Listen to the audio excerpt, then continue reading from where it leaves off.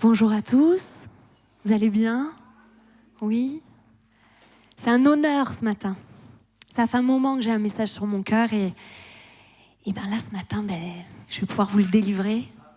Et j'espère que chacun d'entre nous va repartir avec une portion de vie. Amen. Alors on est sur ce thème. Est-ce qu'on peut baisser juste un peu le retour, s'il vous plaît? C'est très fort. Merci. On est sur ce thème authentique. Et quand on a fait authentique, alors j'ai réfléchi, l'authenticité, qu'est-ce que c'est? J'ai beaucoup réfléchi. En fait, je me suis dit, il y a toujours un repère à l'authenticité. On a toujours quelque part une norme. On ne peut pas dire de quelque chose que quelque chose est authentique sans le comparer à quelque chose, en fait. Il y a toujours une norme. Par exemple, moi, j'ai été dans une famille où j'ai eu des tantes. Et avec ces tatis, elles m'ont appris à ce qu'est une fille authentique. Une fille authentique, pour moi en tout cas, c'est une fille qui va se coiffer, bien s'habiller, se peindre les ongles, être toujours bien jolie, etc. Et c'est mon repère à moi. J'ai un repère à l'authenticité. Et puis, il y a aussi d'autres personnes qui peuvent se dire « Oui, mais moi, une fille authentique, c'est pas forcément ça, ça veut pas dire ça. » Elle a sa propre norme à l'authenticité. C'est pareil pour les mariages, par exemple, aussi. Moi, par exemple, je sais que mon mariage est authentique, parce que j'ai le meilleur des maris. Amen. Et aujourd'hui, c'est notre anniversaire de mariage. Aujourd'hui, c'est notre anniversaire de mariage. Nous sommes mariés. Fallait que je le dise. Donc, on a tous une norme à l'authenticité. Chacun a sa propre norme aujourd'hui. Je ne sais pas si vous êtes d'accord, mais chacun a sa propre norme, surtout. Mais pour nous, en tant que chrétiens, quelle est notre norme? De quelle authenticité parle-t-on? De quelle authenticité parle-t-on? Ah, j'ai pas le bip. Pardon. La petite zapette, s'il vous plaît. Est-ce que tu peux... Merci. L'artiste est la norme. Car nous sommes son ouvrage, créé en Jésus-Christ pour les bonnes œuvres que Dieu a préparées d'avance afin que nous les pratiquions.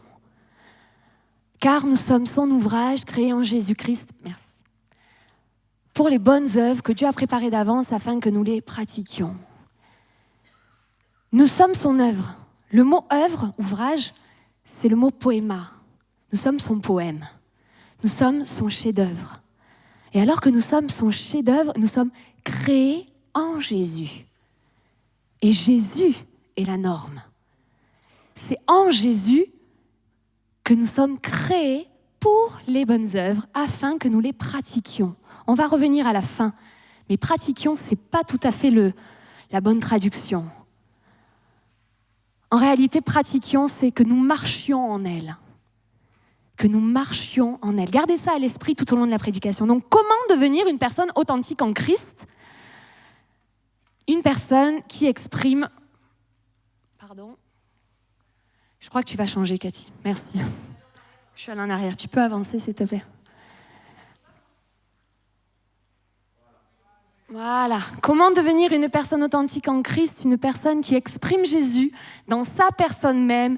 Une personne qui est comme Jésus. Connaître le véritable est la réponse. Quand on connaît comment Dieu agit, quand on connaît sa façon de faire, sa façon de prévoir les plans, quand on connaît comment il fonctionne, quand on le connaît, alors plus on s'approche de lui et plus on va ressembler à Jésus qui est notre norme. Vous êtes d'accord avec moi? Amen. Non, je suis encore pas sûre. Voilà. Est-ce qu'on peut se lever, s'il vous plaît?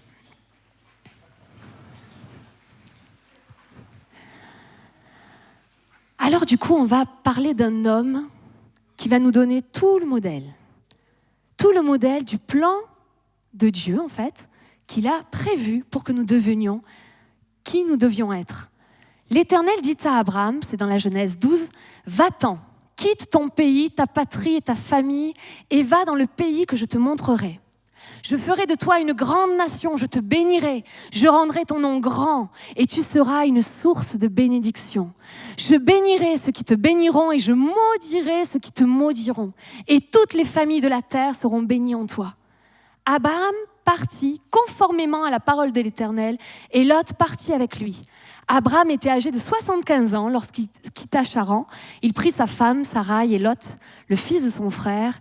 Il prit aussi tous les biens et les serviteurs dont ils étaient devenus propriétaires à Charan, et ils partirent pour se rendre dans le pays de Canaan, où ils arrivèrent. Abraham traversa le pays jusqu'à l'endroit appelé Sichem, jusqu'aux chênes de Morée. Les Cananéens occupaient alors le pays. L'Éternel apparut à Abraham et dit « C'est à ta descendance que je donnerai ce pays. » Abraham construisit là un autel en l'honneur de l'Éternel qui lui était apparu. Il partit de là vers la région montagneuse qui se trouve à l'est de Béthel et il dressa ses tentes. Béthel était à l'ouest et Haï à l'est. Là, il construisit un autel en l'honneur de l'Éternel et fit appel au nom de l'Éternel. Amen, vous pouvez vous asseoir. Connaître le véritable, il y a un plan, c'est que Dieu te choisit, Dieu te bénit et Dieu t'envoie. On va contextualiser un petit peu l'histoire. Qui est Abraham en réalité ? On n'en sait pas grand-chose, mais en tout cas une chose est sûre, c'est qu'on sait qu'il habitait Ur en Chaldée. Des Chaldéens, c'était les Babyloniens en fait. Donc quand on parle de Babylone, alors je parle aux chrétiens, on sait que les Babyloniens, ce sont des personnes qui sont idolâtres. Ils adoraient le dieu Sin, qui est le dieu de la lune, et qui en même temps était le dieu de la prospérité des vaches, entre guillemets. Bref, il y a une question de fertilité pour les troupeaux, en tout cas. Et on est dans un contexte familial où c'est un peu compliqué parce que Terah, c'est le papa, a perdu son fils qui s'appelle Haran. Et c'est certainement le fils aîné, il a perdu et il se retrouve donc en Ur en Chaldée et il décide de partir en Canaan. Donc c'était une bonne idée. C'était une bonne idée, il était bien parti le papa. Et lui, son nom à lui, c'est délai, retard. Et il commence à avancer et ils partent et puis il s'arrête dans une ville qui s'appelle Charan, qui est en réalité le même nom que son fils, Haran, qui veut dire sec, sans fruits. Et ils s'arrêtent là et ils s'établissent. Et ils meurent là. Sur la route de Canaan, sur la route de la terre promise, à un moment donné, il a été retardé. Il y a une promesse qui s'est arrêtée. Il y a une stérilité qui est là, il ne porte plus de fruits. Il y a une mort qui est là. Et il s'arrête dans ce pays qui est un peu la succursale de Ur, en fait. Il y a les mêmes choses, il y a le même Dieu, le même temple. Il y a les mêmes choses dans ce pays-là. Et ils s'établissent. Et ils y restent. C'est un lieu qui est sec. Spirituellement, il n'y a rien. Spirituellement, il n'y a rien. Mais Dieu choisit Abraham.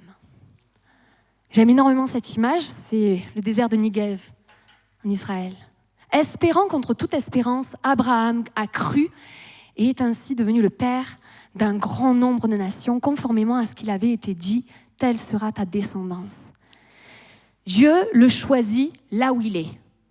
Il n'est pas allé le chercher, il n'a pas attendu qu'il soit parfait, il n'a pas attendu qu'il connaisse tout bien de la parole. Non, il est allé dans son contexte, dans le lieu où il était, dans le lieu sec, sans fruits, où à chaque fois que certainement il priait, parce que sa femme était stérile, c'était le seul de la famille à ne pas avoir d'enfant, certainement qu'il devait aller sacrifier au dieu Sin, certainement qu'il devait prier au dieu Sin, et rien ne se passait. Et un jour, Dieu lui dit, va-t'en, va-t'en. Vous savez, Dieu est partout. Dieu est partout. Il peut être dans un lieu, comme ce matin, il est extraordinaire, il est là, et j'ai senti sa présence, c'était fort. Mais il est partout.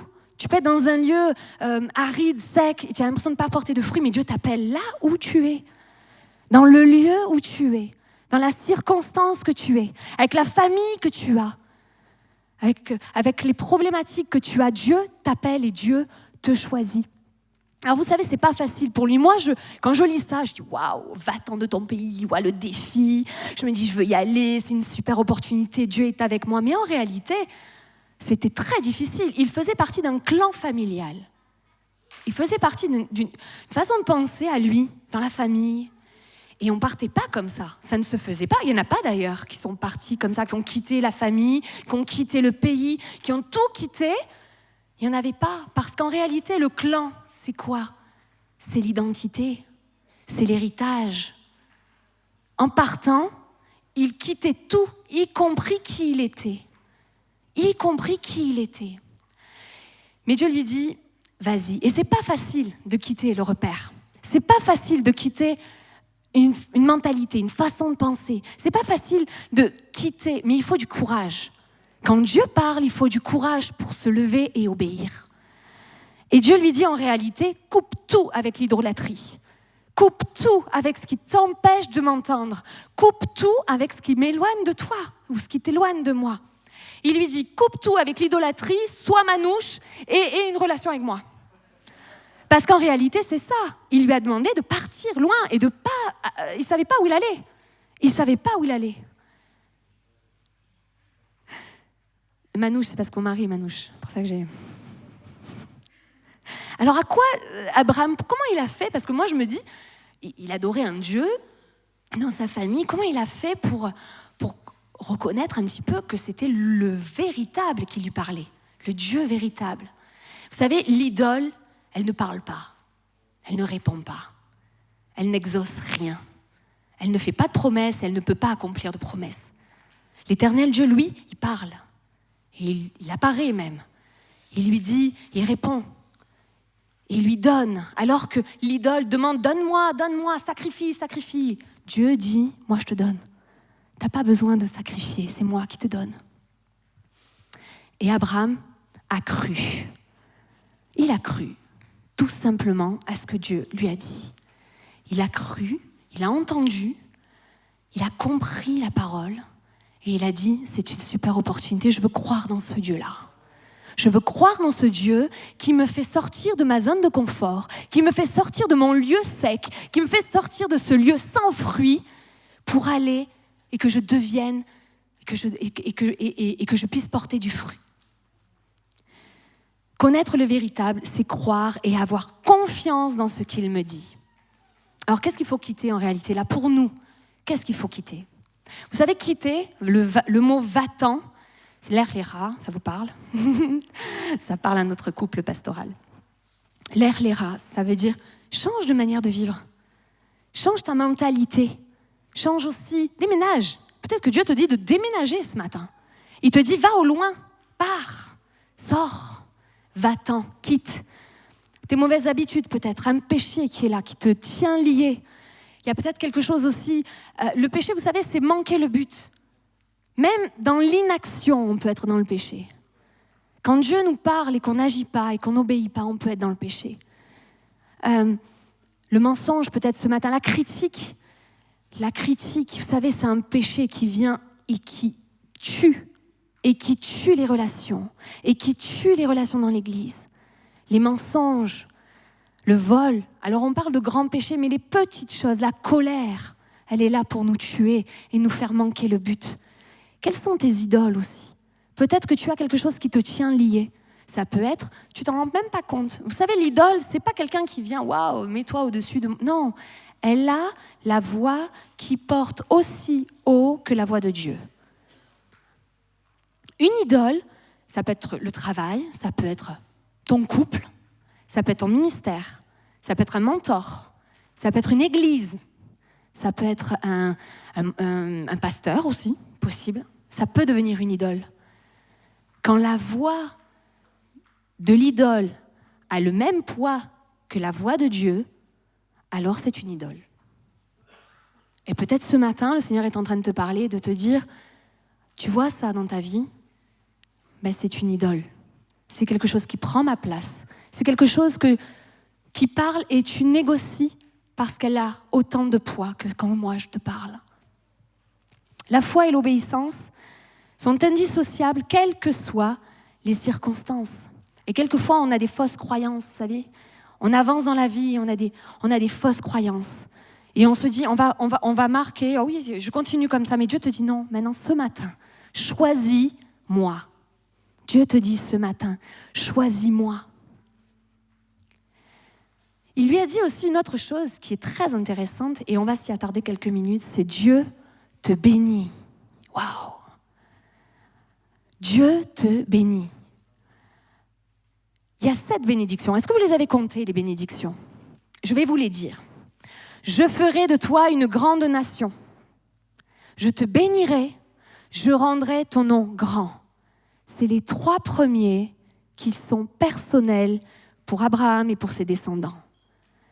Je ferai de toi une grande nation, je te bénirai, je rendrai ton nom grand. Et au centre des 7 bénédictions, et on sait qu'en Israël, les textes hébreux, tout ce qui est central, c'est là en fait qu'est le cœur de Dieu, c'est là qu'est le centre du message. Et tu seras une source de bénédiction. Amen. Tu seras une source de bénédiction. Et là, ensuite, c'est des bénédictions qui sont plutôt universelles. Je bénirai ceux qui te béniront. Là, c'est plus uniquement lui, c'est aussi les autres.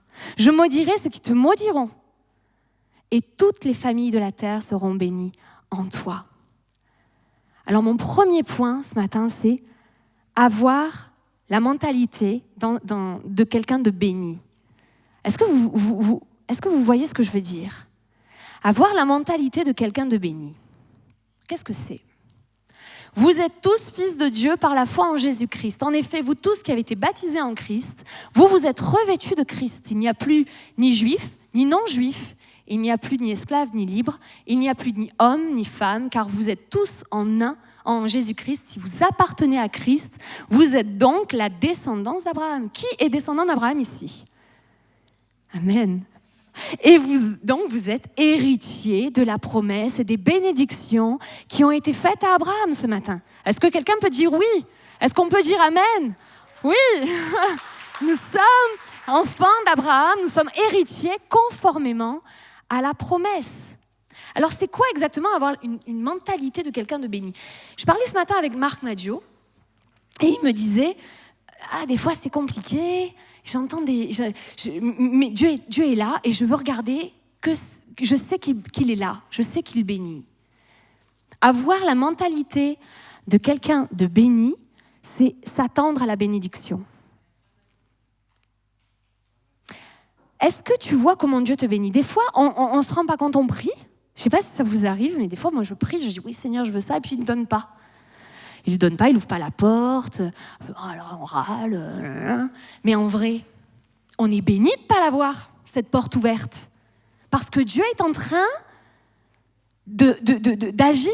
La bénédiction, ce n'est pas le début, la bénédiction, c'est la finalité. La bénédiction, c'est la finalité. Donc quand on sait qu'on est béni, tout ce que nous allons demander à Dieu, on sait que Dieu va l'accomplir ou pas, mais parce qu'on est béni, ça veut dire qu'on est dans son plan. Vous voyez ce que je veux dire? Avoir la mentalité de quelqu'un de béni. Alors, est-ce qu'on voit réellement quand on est béni ou est-ce qu'on ne le voit pas? Parce que des fois, on se dit, on agit dans notre vie et puis on ne se rend pas compte qu'en fait, on est béni.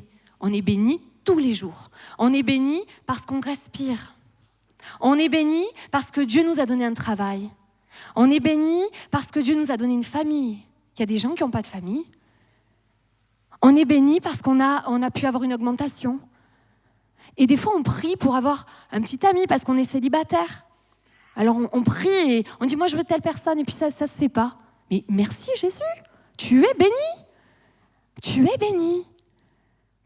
Tu es béni de ne pas l'avoir. Amen. Et oui. Et on s'en rend compte à la fin. On est béni quand Dieu a fermé les portes. Je parle des sentiments, mais c'est partout pareil. On est béni quand Dieu ferme les portes aussi. Et on est béni quand Dieu les ouvre.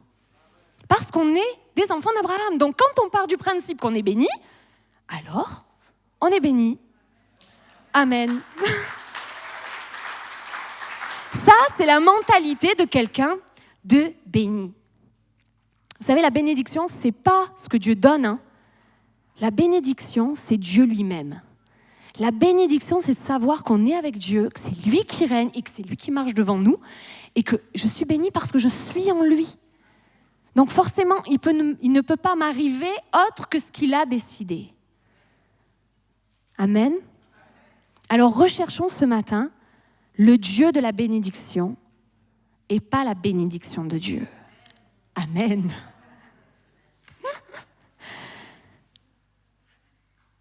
Je vous ai dit tout à l'heure, il y a quelque chose de central dans ce texte. Tu seras une source de bénédiction. Quand tu sais que tu es quelqu'un de béni, Dieu te dit d'aller plus loin. Deviens une source de bénédiction. Dieu te bénit pour bénir. Il te bénit pour bénir. La version colombe de ce texte, je ferai de toi une grande nation, je te bénirai, je rendrai ton nom grand, devient une source de bénédiction. Il y a comme un devenir, il y a comme une marche, on en a parlé tout à l'heure, que nous marchions en elle. Les œuvres que Dieu a préparées d'avance, il faut marcher en elles. Vous vous souvenez ? Nous devons devenir une source de bénédiction. C'est important. Quand je décide, alors comment faire ? Quand je décide de collaborer avec le Saint-Esprit dans ma vie, je choisis de bénir les autres. La bénédiction est activée dans ma vie. C'est à partir du moment où je collabore avec le Saint-Esprit en moi que je suis activée quelque part. Que la bénédiction est activée dans ma vie. Parce que c'est central. Être béni pour nous, oui, on est bien. On est bénis, là, tous ensemble, on est bénis. L'Église est bénie, on s'aime, on sert Dieu ensemble. On pourrait s'arrêter là et dire, bon, Seigneur, moi j'aime les 3 premiers, je les prends. Mais les autres. Le Seigneur te dit, là en face de ce texte, c'est le principal dans ce texte, c'est deviens une source de bénédiction. Deviens une source de bénédiction. Tel qui donne libéralement devient plus riche. Et tel qui épargne à l'excès ne fait que s'appauvrir. L'âme bienfaisante sera rassasiée et celui qui arrose sera arrosé. Alors c'est quoi bénir les autres ? Comment on fait pour bénir les autres ? Bénir les autres, le grand modèle, c'est Dieu lui-même quand il a envoyé son Fils. Bénir, c'est aimer, et aimer, c'est donner. Car Dieu a tant aimé le monde qu'il a donné son Fils. Car Dieu a tant aimé le monde qu'il a donné.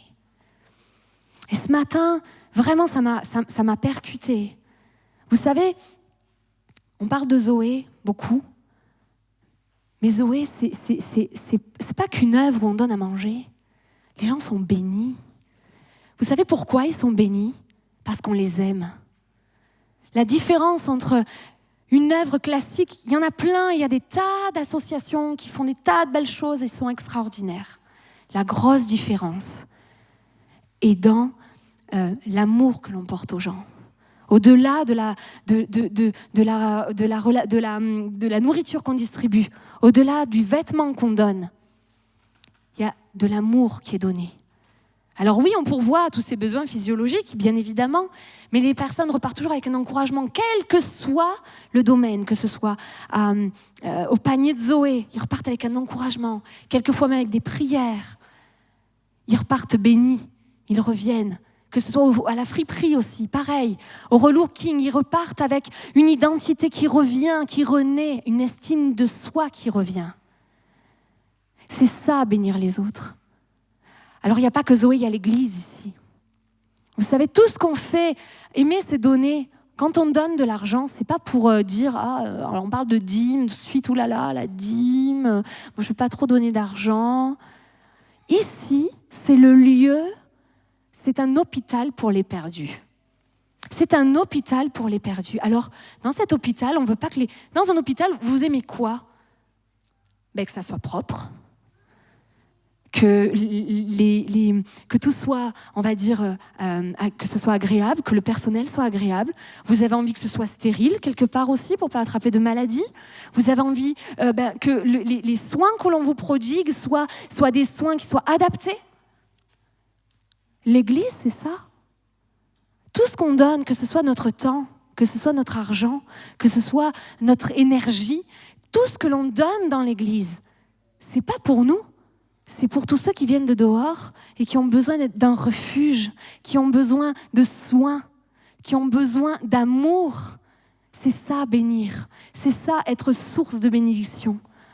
Alors vous savez, on peut très bien être une source de bénédiction bouchée. On peut être une source de bénédiction bouchée. Et l'eau coule pas. Alors du coup, elle coule en nous. Oh Jésus, je sens ta présence, mais je la garde. Mais Dieu ne veut pas que tu la gardes, parce que si tu gardes sa présence en toi et qu'elle ne coule plus, tu vas devenir une mare stagnante.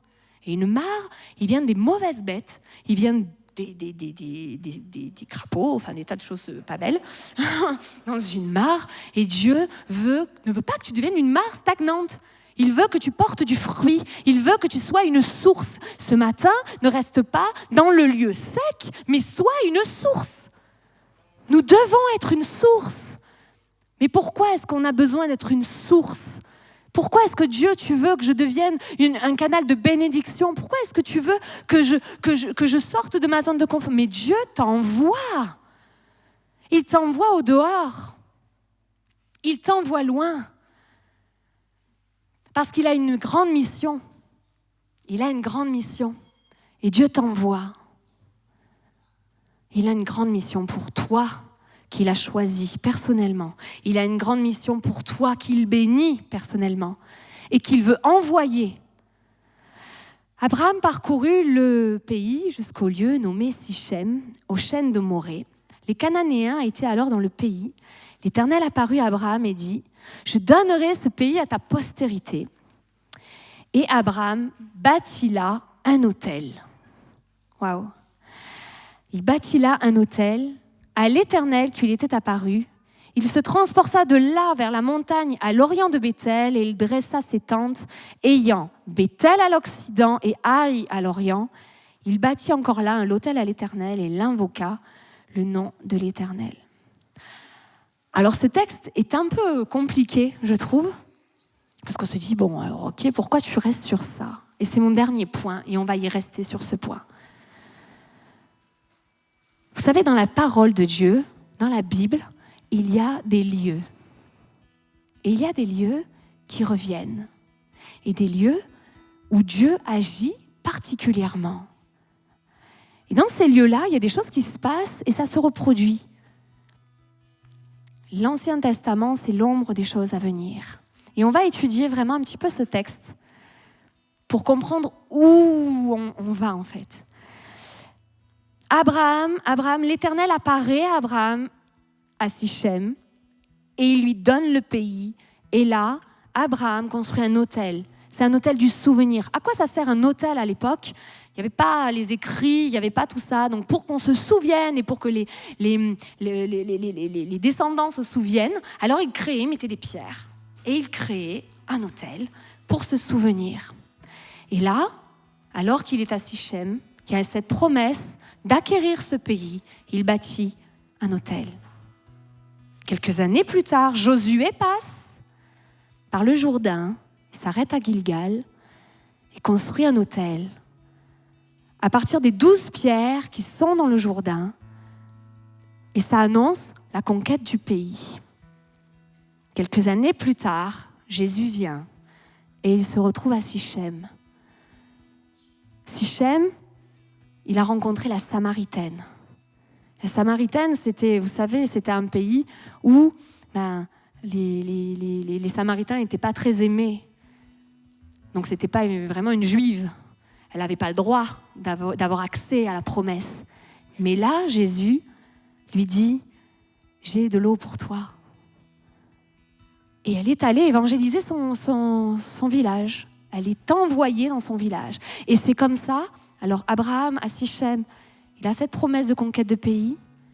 Josué, il a cette promesse et il commence à rentrer dans le pays. Jésus envoie la Samaritaine aux non-juifs à Sichem. À Haï et Béthel, on a fait une étude avec Daniel Arnold. Il m'a donné des tas de clés. J'ai trouvé ça extraordinaire. C'est bénissant, vous savez, c'est bénissant d'avoir des hommes de Dieu qui étudient, des docteurs de la loi. C'est un véritable docteur de la loi et on s'est régalé. C'était top. Haï et Béthel. Abraham, Haï, Béthel, on a vu, construit là un autel et il loue Dieu avant de rentrer dans le pays. Josué, lui, qu'est-ce qu'il fait à cet endroit-là ? Il prend des pierres et il écrit la loi sur toutes les pierres. Il écrit la loi. Et il la lise. Il lise la loi. Tout le peuple est là. c'est une mise à part du peuple. Ils invoquent le Seigneur. Ils disent, sois avec nous alors qu'on va combattre, alors qu'on va rentrer dans cette ère de combat, de conquête de pays. Ça va être difficile. Sois avec nous. Sois avec nous. C'est ce que Josué dit. Quelques années plus tard, Jésus, quelques jours avant la croix, se retrouve à Éphraïm. Éphraïm se trouve à l'est de Béthel. Entre Haï et Béthel, Jésus se trouve à Éphraïm avec les 12 disciples. Avec les 12 disciples. Et là, c'est les prémices de l'Église. Alors qu'il doit combattre la croix, alors qu'il doit combattre la mort de la croix, il équipe, il montre l'exemple à ses 12 disciples, il dit, vous êtes les prémices de l'Église, vous allez conquérir des territoires, mon nom sera annoncé, vous serez envoyés. Prenez l'habitude d'à chaque fois qu'il va y avoir un combat, à chaque fois qu'il va y avoir une conquête, prenez l'habitude de louer Dieu. Prenez l'habitude d'invoquer le nom de l'Éternel. Prenez l'habitude de le mettre en avant. Prenez l'habitude qu'il marche devant vous. Prenez cette habitude-là de prier avant chaque combat. Recommande ton sort à l'Éternel. Mets en lui ta confiance et il agira. Je vais le paraphraser. Fais rouler le cours de ta vie avec Dieu le véritable et confiance en lui et il accomplira les promesses qu'il a faites. Amen. Entre Haï et Béthel. Haï, ça veut dire tas de ruines. Béthel, ça veut dire la maison de Dieu. Abraham invoque l'Éternel. Josué ancre la loi dans le cœur du peuple. Et Jésus prépare les 12 avant le combat de la croix. Le cœur du message, on l'a vu tout à l'heure. On a des œuvres préparées d'avance. Nous sommes son ouvrage créé en Jésus. La clé pour gagner du territoire, la clé pour gagner du terrain, la clé pour annoncer l'évangile, c'est Christ en toi. C'est Christ en nous. Ce mystère a été gardé dans l'obscurité pendant longtemps. Mais maintenant, il a été révélé au grand jour. Dieu voulait que tout le monde, pas seulement les Juifs, connaissent ce secret riche et glorieux à l'intérieur et à l'extérieur, quelle que soit leur origine, quelle que soit leur position religieuse. En résumé, le mystère est le suivant, Christ est en vous. Christ est en vous. Vous pouvez donc vous attendre à participer à la gloire de Dieu. C'est si simple, c'est la substance de notre message. Nous prêchons Christ, avertissant les gens de ne pas ajouter au message. Nous enseignons dans un esprit de bon sens profond afin que nous puissions amener chaque personne à la maturité. Être mature, c'est être basique. Christ, ni plus ni moins. On ne rajoute rien. C'est ce à quoi je travaille si dur, jour après jour, année après année, faisant de mon mieux avec l'énergie que Dieu me donne si généreusement. La clé, c'est Christ en toi. La mission est le moyen que Dieu utilise pour affermir le caractère de Christ en toi. Je vais répéter. Ton appel est le moyen que Dieu utilise pour affermir le caractère de Christ en toi. Dieu a préparé des œuvres. Ces œuvres, il ne veut pas que nous les pratiquions. Il veut que nous marchions en elles. Que nous devenions une source de bénédiction à partir du moment où on marche en elles. L'appel de Dieu, souvent on se dit, oui, mais moi j'ai Jésus, je suis sauvé. Amen. Amen. Merci Seigneur, tu es sauvé. Mais Dieu a préparé des œuvres d'avance et il a un seul objectif. Il veut que tu sois authentique en Jésus. Une personne authentique en Christ, c'est une personne qui exprime Jésus dans sa personne même. Et le seul moyen, ou un des moyens en tout cas que Dieu a décidé pour œuvrer, pour que ça se crée en toi, il t'a donné une mission. Et il t'a dit, deviens une source de bénédiction. Marche dans les bénédictions, marche dans ton appel, marche dans les œuvres que j'ai déjà prévues d'avance pour toi. Et alors que tu vas marcher, le caractère de Dieu va se créer en toi. Vous savez, c'est simple, quand on ne sert pas Dieu, on lit la Bible et on n'est pas forcément confronté à l'autre. Mais si on veut le caractère de Dieu en nous, de Jésus en nous, il nous faut la relation. Il nous faut la relation. Pourquoi ? Parce que ça nous aiguise, parce que ça nous forme, parce que ça nous transforme. Dieu a voulu vraiment la mission et le moyen que Dieu utilise pour affermir le caractère de Christ en toi. Quand le grand je suis rencontre le grand je suis, on devient un grand quelqu'un. Vous savez de qui c'est ? Denis Morissette. Denis Morissette. Quand je suis rencontre le grand je suis, on devient un grand quelqu'un. Et on est en devenir. On est en devenir. Amen. Hier, on est allé en randonnée. On est allé en randonnée et je parlais avec un ami et il me dit oh là là, j'avais pas trop, je pensais pas que j'allais faire ça ce week-end, c'était pas prévu du tout, mais franchement c'est bien. Et là je le regarde et je dis bah tu sais quoi, je pense que Dieu fait ça avec nous. On n'a pas prévu des choses des fois. On a des chemins. Et puis, nous, dans notre tête, on va se dire, bah, on va passer par là. Et puis on va arriver à bon port. Et puis, on a notre propre, on va dire, programme. Mais Dieu, il vient t'étonner, il vient te faire sortir là de ta zone. Il vient te faire te bousculer. Il veut te dire, je veux que tu portes du fruit. Et il vient te changer de projet. Et alors qu'on faisait cette randonnée, vous savez, c'était une randonnée dans l'eau, des canyonings. Et dans les randonnées dans l'eau, on marche dans l'eau, donc du coup on est mouillé. Puis des fois on va marcher sur des gros cailloux, puis d'un coup on va marcher sur un caillou plus profond, donc on tombe. Et puis des fois on va glisser, et puis quelquefois on veut pas sauter, alors il y en a qui sautent. Et puis il y en a d'autres qui trouvent des petits chemins avec des cordes et qui redescendent un rappel. Et puis ça fait mal, et puis on a froid, et puis on a chaud, et puis on marche, et puis on souffre, on est griffé. et franchement c'est un périple. Mais Dieu a préparé des œuvres pour te transformer. Et ça m'a fait penser à ça hier, la randonnée que j'ai faite. Je me suis dit, mais c'est ça la vie chrétienne.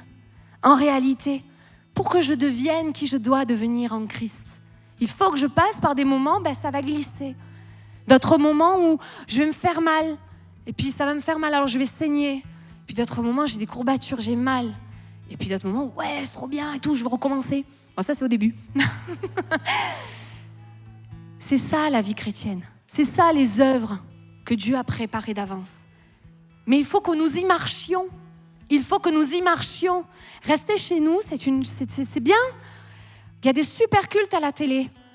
Mais le Seigneur, il veut que vous marchiez dans les œuvres qu'il a prévues d'avance. Pour que vous deveniez qui vous devez devenir.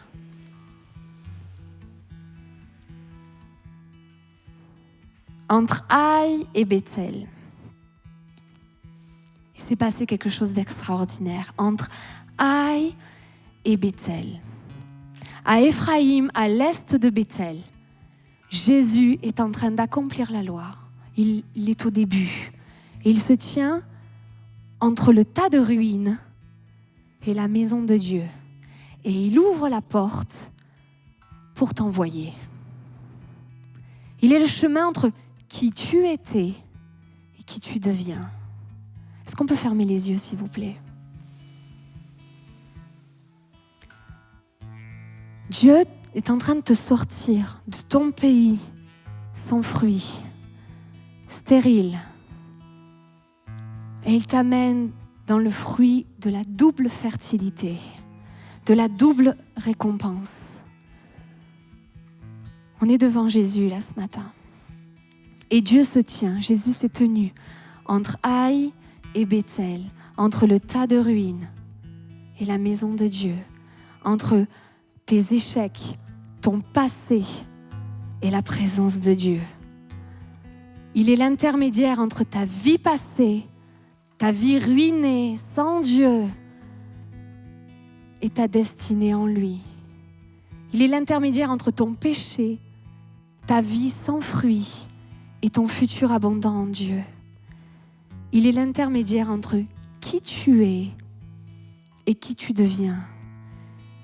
La croix est centrale. On va se poser devant la croix.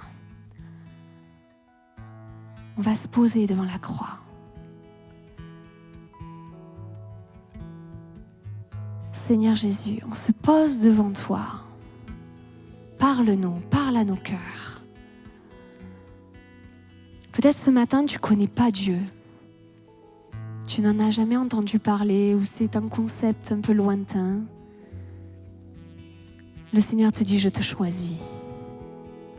Peut-être que tu connais Dieu, mais tu t'es éloigné de lui.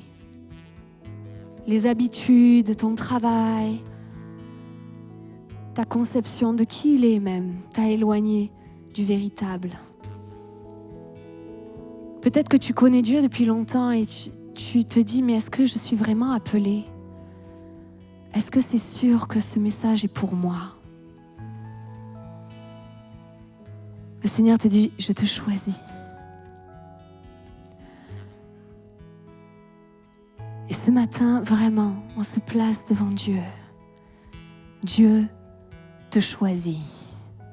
Si tu doutes ce matin et que tu as besoin d'une confirmation, tu es peut-être passé par un moment compliqué, tu te sens coupable encore de certaines choses, le Seigneur te dit, je te choisis, lève ta main. Lève ta main.